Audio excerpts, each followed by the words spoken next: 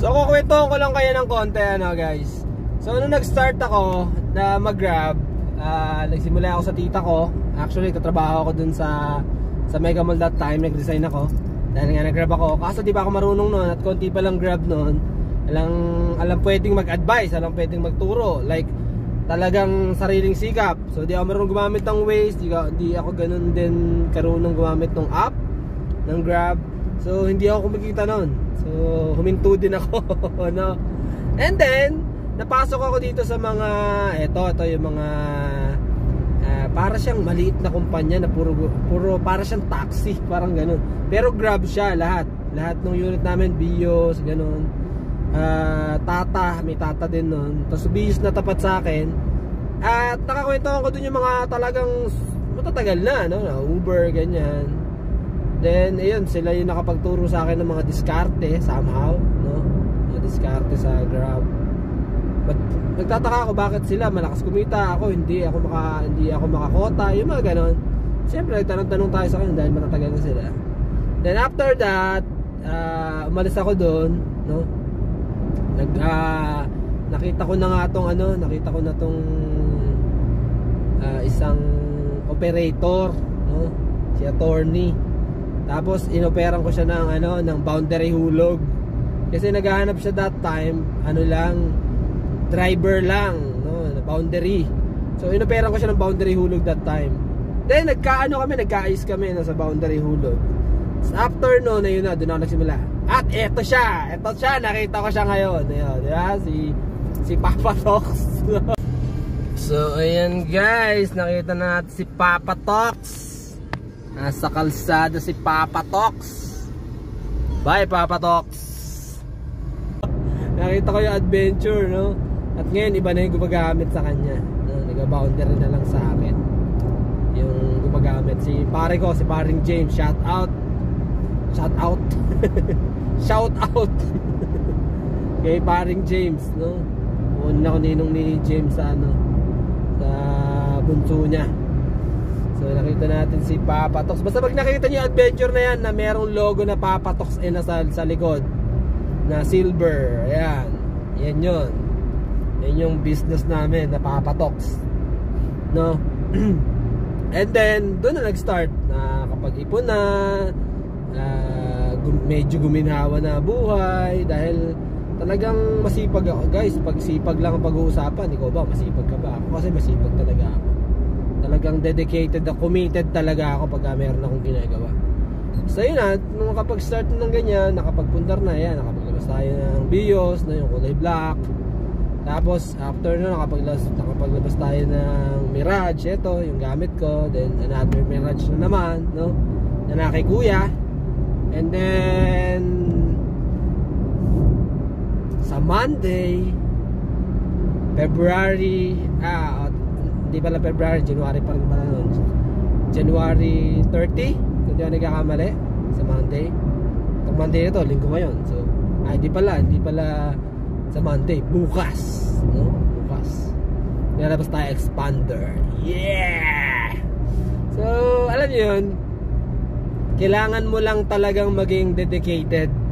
Tama na ang iyak. Tama na iyak. Ang tumal. Lagi mo sinasabi matumal, lagi talaga magiging matumal ang buhay mo. Ang bato talaga sa'yo magiging matumal. Kasi nga, iyak ka ng iyak. Tama na iyak. So sabi ko nga doon sa isang bagong tinulungan ko na makapasok sa Grab, no? Si paring Ruel. Sabi ko sa isang araw, dapat meron kang goal na kitain na gusto mong i-hit. Kasi guys, pag wala kang gustong i-hit sa isang araw kung magkano yung amount na yon, wala pagka na-traffic ka, sabihin mo, lalo na kung sa sasakyan, na-traffic ka, sabihin mo, ayoko na, traffic, no? Traffic. Kasi kumita ka na, 3,000 ka na. So, tuusin mo lang, 3,000, tuusin mo kung nagbaboundary ka, tapos yung gas, tapos, alam mo yun, magkano matitras na, konti lang. So, ikaw ang mag-set ng goal mo everyday na dapat mong i-hit. At doon ka mag-stick, doon ka mag-focus, no?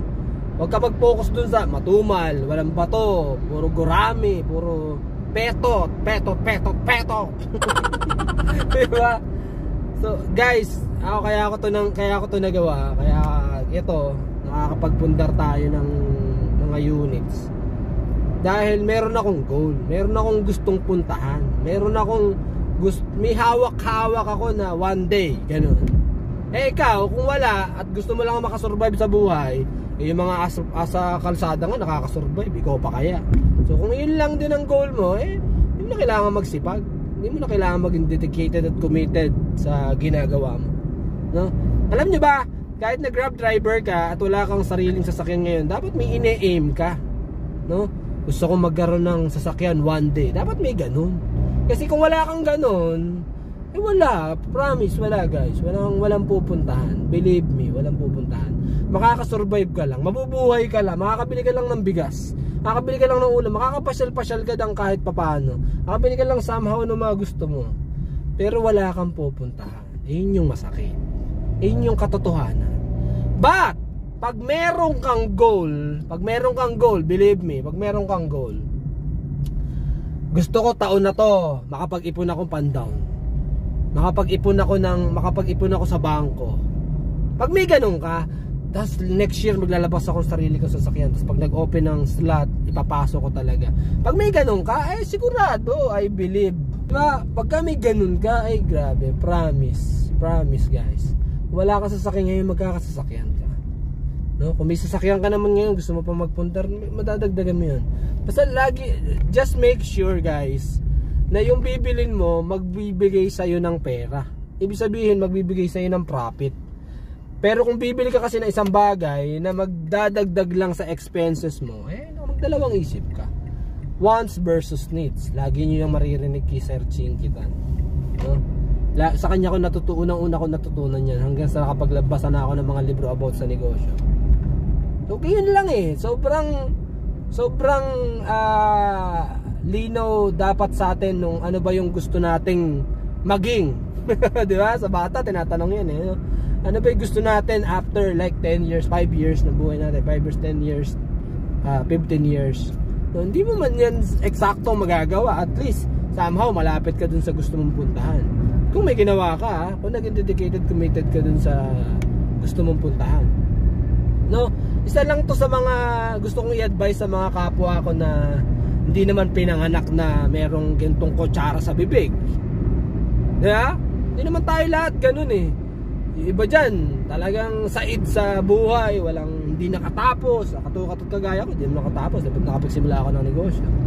Hindi naman ako nagyayabang guys Ang sinasabi ko, yung experience ko, gusto kong i-share sa inyo. Kasi ayoko maging madamot. Lagi ko na naririnig doon sa mga nagko-comment. Hindi pala naririnig, nababasa. Doon sa mga nagko-comment sa mga video ko.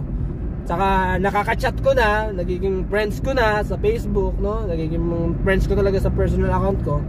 Lagi nila sinasabi, sir, buti ka pa, sinishare mo sa amin yan, hindi ka madamot. Kasi yung ibang grab driver, ang damot. Ayaw magsabi ng idea, ayaw magsabi ng information, nako guys, ako kasi ang gusto ko lang i-share sa inyo. Kasi ayoko naman na ako lang, gusto ko tayo lahat, no?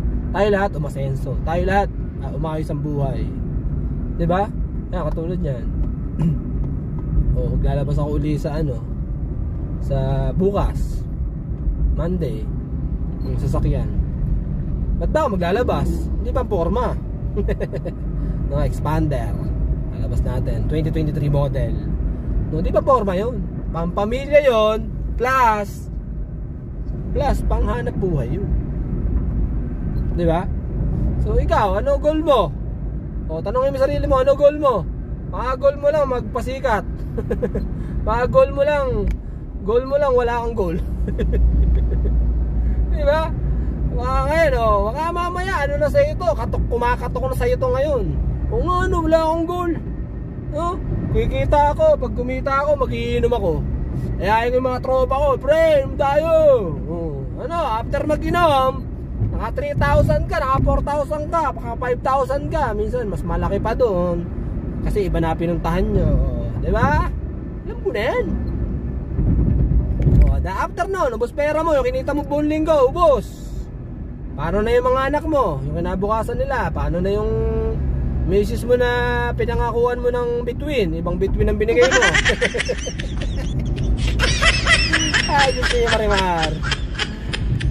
So ayun lang, no? Gusto ko lang share talaga sa inyo to, guys. Bilang isang kapwa nyo Grab na nasa kalsada. At ito ba, no? May trending video ngayon na nangungontrata na SUV.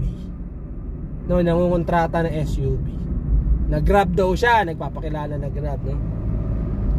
Guys, kung isa ka sa mga legit Grab partner, tapos na-experience mo rin yung ganun, minsan pag wala kang booking, may nakita ka na tinanggihan ng taxi, nilapitan mo, inaya mo, saan ka na lang sumakay? Wag, guys, wag, masisira buhay mo. Wag, believe me, wag. Ay nako, kasi pag ginawa mo yan, what if matimingan ka, what if mabidyo ka, what if maraming what if, di ba? O may hanap buhay ka, may maayos kang hanap buhay sa Grab, tapos biglang nawala, di ba? Wag yung gagawin yan. Mag-stick ka dun sa app, mag-online ka, no, maghintay ka ng booking, magtanong-tanong ka saan yung talagang merong pasahero. Meron, guys, meron, believe me, meron. At yung pasahero natin is enough para makabuhay ng pamilya. More than enough pa nga. Sobra pa dun sa pangangailangan mo. Okay, baka mamaya iyakin ka lang talaga. No, pasensya na sa mga iyakin, no? Anayayabangan kayo sa akin, bahala kayo. Kasi ako sinasabi ko lang yung totoo. Totoo lang to, guys. Totoo lang to. Ang katotohanan ng magpapalaya sa inyo. Ginagawa mo? No, ang katotohanan, meron talagang may pasahero. Sipag at tiyaga lang talaga. Ayoko lang maging madamot. Gusto ko lang din i-share kung ano yung somehow na experience ko na okay naman. Kailangan lang mo talaga everyday yung lalabas ka, motivated ka. Hindi lang yun, syempre manghingi ka ng tulong sa Panginoon. Na Lord, lalabas po ako ngayon, tulungan niyo po ako. Sana magkaroon ako ng madaming booking this day. Sana makaganitong amount ako, no? Ayoko na magbanggit ng amount eh. Marami. Binabash tayo pag nag-ano tayo ng amount eh. No? Magkano kinikita ni Kuis every day? Oh, secret. Secret pa muna. Kasi last time, nag-ano tayo, kakabalik ko lang sa Grab. No? Kakabalik ko lang sa Grab. Pinost ko yun, dami nag-bash. Nangiingit sila eh. Baguhan yan. Mukhang nauna pa ako sa'yo eh. Nauna pa nga ako sa'yo eh. Maraming ganun eh. May isa pa akong tag dito, nabasang comment. Dahil mong paligoy-ligoy. Di ko gets yung mga ganyang klase ng like, bakit kailangan pa mag-comment? Diba? Wala namang kwento sasabihin. Di naman nakatulong. Sana kinayaman mo yun, comment mo. Yumaman ka. So yun lang, maraming salamat. Kung di ka pa nakasubscribe sa aking channel, just click subscribe and click the bell button para ma-notify ka sa mga susunod na video. At kung ayaw mong ma-notify, huwag kang magsasubscribe, diba? Simple lang, no? At kung sa Facebook ka naman nanonood, please pakiclick naman yung follow or like the page. Yun lang. Maraming salamat, guys. Kung meron kayong katanungan, lagi lang ako nandito para tulungan kayo. Maraming salamat. God bless everyone. Bye-bye.